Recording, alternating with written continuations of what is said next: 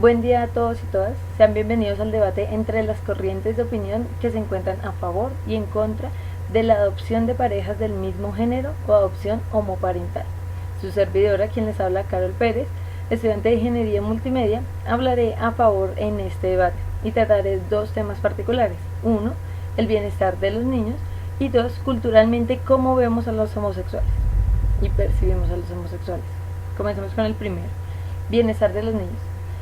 Las familias homoparentales pueden ser consideradas como un tipo de familia emergente formadas a partir de parejas del mismo sexo.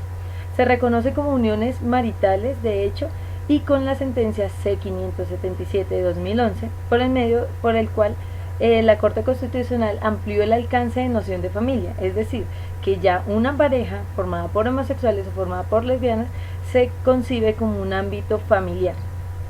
En Colombia, esto es muy reciente, no se tiene, digamos, estudios de lo que ha pasado con respecto a niños adoptados por parejas homoparentales, pero sí se tienen unos estudios con respecto acerca de los efectos de la crianza y el desarrollo integral de los niños en Estados Unidos, en Reino Unido, Bélgica, entre otros países desarrollados. Entonces, ¿cómo es el desarrollo integral en estos niños en otros países? En particular, la APA, que es la Asociación Americana de Psicología, ha realizado anualmente diferentes amigos del tribunal. ¿Qué son los amigos del tribunal? Es una expresión latina utilizada para referirse a representaciones realizadas por otras personas ajenas a un litigio que ofrecen voluntariamente su opinión frente a algún punto de derecho. Estos estudios o estas afirmaciones que se han realizado han sido de base para tomar decisiones jurídicas en temáticas de familias homoparentales. El último que realizaron se ha desarrollado con base en más de 200 estudios científicos y conjuntamente con muchas otras investigaciones indican que el crecer dentro de una familia homoparental no determina ninguna diferencia particular en el desarrollo de los individuos, o sea, no genera un índice altísimo de diferencia de un niño que ha sido criado en una familia heterosexual como en una familia homoparental.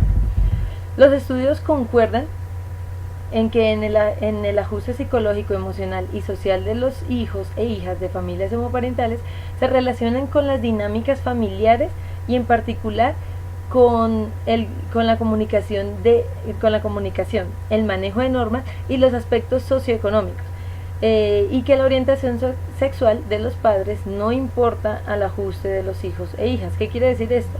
Que nosotros, al formar una familia, realmente tres aspectos importantes: la comunicación, el manejo de normas, importantísimo, y los aspectos socioeconómicos. No influye que los padres tengan cierta orientación sexual o no. Entonces, en cuanto al caso de niños y niñas que han sido adoptados por familias homoparentales, encontraron que tanto los padres o madres como los niños reportaron pocos problemas de comportamiento y que no se evidenciaron diferencias significativas, como ya lo dije anteriormente, al ajuste conductal de niños preescolares criados por familias homoparentales y heterosexuales. Es decir, no hay mucha diferencia. Orientación sexual. En diversa literatura que han hablado de psicología respecto a esto, se puede decir que es muy similar en familias de padres con el mismo sexo y con diferentes sexos, la orientación sexual que escogen los niños. O sea, no tanto familias con parejas homosexuales y heterosexuales, los niños pueden decidir ser homosexuales o heterosexuales, no tienen ninguna relevancia de una a la otra. Las competencias sociales. Los estudios demuestran que el pertenecer a una familia homoparental no afecta de manera diferencial las competencias para desarrollar relaciones de amistad y el ajuste social en general. Por el contrario, se tiene en cuenta o se han revelado que los adolescentes que pertenecen a una familia homoparental tienen inclusive menos problemas de interacción social que los adolescentes que viven en familias heterosexuales. ¿Esto debido a qué? A que desde niños tienen una mente mucho más abierta y tienen la capacidad de relacionarse con cualquier persona sin ningún tipo de prejuicio. ¿Qué pasa con el matoneo de pronto en los niños? Ruiz, en el 2013, un autor, reporta que en más de un 90% de los casos de modelo familiar homoparental genera curiosidad en otros niños y niñas, solamente genera curiosidad. Un 53% de familias reportan que sus hijos han recibido comentarios halagadores y de apoyo respecto a su modelo familiar, y solo un 7% en niños y niñas reportaron haber experimentado insultos o agresiones. O sea, el 7% existe, no es alto, pero ahí existe. Sin embargo, en general, los índices dicen que no es un matoneo fuerte dentro de un aspecto. En cuanto al abuso de sustancias y problemas de comportamiento, los adolescentes que viven con madres lesbianas muestran frecuencias similares en el consumo de sustancias que las hijas e hijos de parejas heterosexuales. La misma tendencia se reporta para los comportamientos delictivos, comportamientos oposicionales, y para los problemas de seguimiento de normas. Esto tiene mucho que ver con lo que referencié anteriormente. En una familia, en general, se necesita comunicación, se necesita manejo de reglas y se necesita una parte socioeconómica buena, pero no tiene nada que ver con los padres o madres heterosexuales u homosexuales. Respecto al desarrollo cognitivo y la adaptación académica, se muestra que no hay diferencia en la demora del progreso académico a medida que pues van desarrollando la primaria los hijos e hijas de familias homoparentales. Más aún, se han encontrado casos donde las hijas e hijos de lesbianas tienen un desempeño académico más alto que el promedio. Eso pues quiere decir mucho. Ahora vamos con el segundo tema, que culturalmente cómo vemos y percibimos a los homosexuales. En la actualidad, nosotros como sociedad tenemos muchos prejuicios respecto a los gays y las lesbianas, que pueden ser promiscuos, que son pedófilos, y tal vez esto se puede crear por medio de lo que vemos en las calles, vemos en las discotecas, vemos en las universidades. Sin embargo, hay algo que hay que tener en cuenta, y es que tanto personas heterosexuales como homosexuales son promiscuos, son pedófilos, etcétera. ¿Qué pasa con esto? Pues que de pronto a la hora de verlos, uno se alarma un poco más porque no es tan común, pero la tendencia es tanto de homosexuales como personas heterosexuales. Voy a hablar de unos mitos que se tienen, que se saben, que se dicen normalmente en contra de la homosexualidad. Uno de ellos es que la homosexualidad no es algo natural, pues resulta que en el reino animal es mucho más común de lo que uno se imagina. Estas relaciones generalmente en el reino animal tienen que ver con la supervivencia, el fortalecimiento de lazos sociales, las adaptaciones biológicas, y hasta se puede hablar también de especies evolucionadas donde generan este tipo de relaciones. Además del hombre, entre las más de 1500 especies de animales que tienen parejas del mismo sexo, podemos nombrar a varios. Están los chimpancés, los pingüinos, los cisnes, los bisontes, las jirafas y diversas aves. Esto nos dice Janet Mann, que es una bióloga de la Universidad de Georgetown, señala que no todo acto sexual tiene una función reproductiva. Entonces eso es como lo que caracteriza de una u otra forma este tipo de relaciones entre especies de animales. Ahora hay otro mito que se dice que las relaciones homosexuales no son duraderas. Pues se hizo una serie de estudios a largo plazo que los desarrolló John Gottman, que es un profesor y psicólogo de la Universidad de Washington. Junto a sus colegas derrumbó el mito con unos datos certeros. Durante 12 años se recopilaron numerosos datos acerca de las relaciones y funcionamiento de parejas homosexuales. encontrándose que el 20% del total de las parejas habían terminado en este lapso de tiempo. Sin embargo, la tasa proyectada a 40 años en parejas heterosexuales mostró que era mucho mayor la tasa de que ellos se separan en esta misma cantidad de tiempo.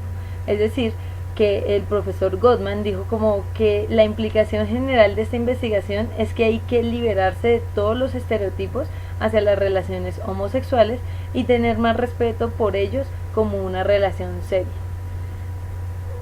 En conclusión con es que en 40 años se tiene proyectado que mucho más personas se pueden estar divorciando de parejas heterosexuales que de parejas homosexuales.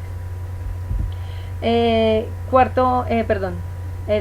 otro mito es que la mayoría de los pedófilos son gays. Por ambas razones, es que muchísimo se ha estudiado con respecto a esto y los resultados que se han determinado en este caso. Resulta que el físico sexólogo checo-canadiense Kurt Freud desarrolló la medición objetiva de la excitación sexual en los hombres. Él comenzó desarrollando esto para poder determinar cuando los hombres se iban a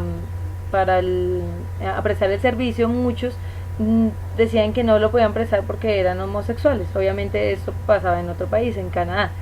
¿Qué pasó? Él decidió hacer esos estudios para determinar si el hombre o no era homosexual, y dentro de esos estudios logró generalizar otro estudio para saber la cantidad de pedófilos que existían en homosexuales o heterosexuales. Entonces, él desarrolló la medición objetiva de la excitación sexual en los hombres desde el Instituto de Psiquiatría de Carleton, en Canadá. Lideró una investigación en la que se mostraba fotografías de niños y adolescentes de ambos sexos a hombres, tanto homosexuales como heterosexuales, al tiempo que se medía y registraba la excitación sexual de los participantes. Los resultados indicaron que los hombres heterosexuales se excitaban más que los homosexuales, especialmente con las niñas. También, en 1994, Carole Jenny, pediatra y profesora de la Universidad de Colorado, llevó a cabo un estudio en el que entrevistó a casi 270 niños que habían sido abusados sexualmente por adultos, donde se mostraron los resultados donde el 82% de los casos el agresor tenía una pareja heterosexual y pertenecía al ambiente cercano al niño. Hubo solo 2 casos de 270 en los que el criminal era un homosexual y un homosexual y una lesbiana. El otro mito es que los padres homosexuales no pueden criar niños. Las estadísticas, como ya se nombró anteriormente, que en el primer tema que hablé, las estadísticas señaló que se examinaron a 90 adolescentes, 45 vivían con parejas lesbianas como responsables y los otros 45 vivían con parejas heterosexuales. Analizando diversos factores de su vida cotidiana y su desempeño en la sociedad, se encontró que ambos grupos presentaron resultados casi idénticos. Entonces, la conclusión que yo puedo dar es que no importa la condición sexual de las parejas que crían a un niño, no importa si son heterosexuales u homosexuales. Realmente lo que importa es que esas parejas tengan valores, que tengan deseos de tener un niño y que se pueda ser vigilado de alguna u otra forma este tipo de adopción, que no solamente sea como algo a lo loco, digámoslo así, de que si las cosas se dan para que una pareja homosexual adopte es porque realmente cumple con otras condiciones, como que tengan una parte socioeconómica buena, que sean personas responsables, que no tengan antecedentes obviamente de cosas de maltrato hacia los niños, ni que tengan traumas psicológicos. Entonces, esa es como la conclusión. No importa qué tipo de parejas adopten a los niños, desde que sea con amor, con responsabilidad, con reglas firmes y eh, personas maduras a la hora de